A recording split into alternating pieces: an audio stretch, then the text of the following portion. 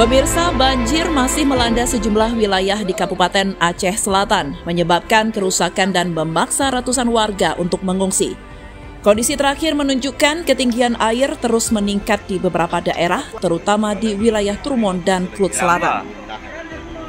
Tim BPBD Aceh Selatan bersama Muspika Trumon terus bekerja tanpa henti, mengevakuasi warga dari kawasan terdampak banjir.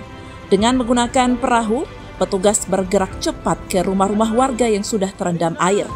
Evakuasi ini dilakukan di beberapa titik yang terdampak paling parah seperti Trumon Tengah dan Trumon Timur.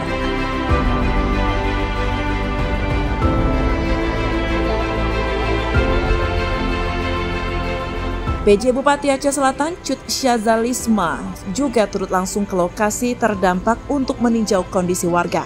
Dalam kunjungannya, Bupati memastikan bantuan logistik dan kebutuhan darurat segera disalurkan kepada warga yang terdampak. PJ Bupati menginstruksikan seluruh pihak terkait untuk mempercepat proses distribusi bantuan dan memastikan semua warga mendapatkan penanganan yang layak. Sementara itu, air sungai yang meluap terus membanjiri wilayah Klud Selatan dan Klud Utara yang berada di hilir sungai. Sebaliknya, kondisi di Klud Tengah yang merupakan daerah hulu sungai sudah mulai berangsur surut. Namun, akses jalan di desa Jambo Papun masih terputus total akibat banjir, memutus jalur penghubung antara Kota Fajar dan Menggamat. Petugas Damkar PB terus melakukan pemantauan di sejumlah titik banjir.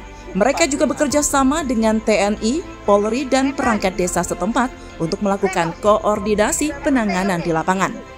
Di wilayah Klud Tengah, Pos Damkar 08 terus berupaya memastikan koordinasi berjalan dengan baik.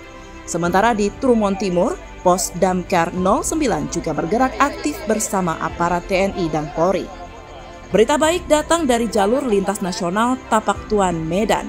Akses jalan ini kini sudah kembali bisa dilalui oleh kendaraan roda 2 dan roda 4. Meskipun pengendara tetap dihimbau untuk berhati-hati karena beberapa titik masih licin dan rawan longsor.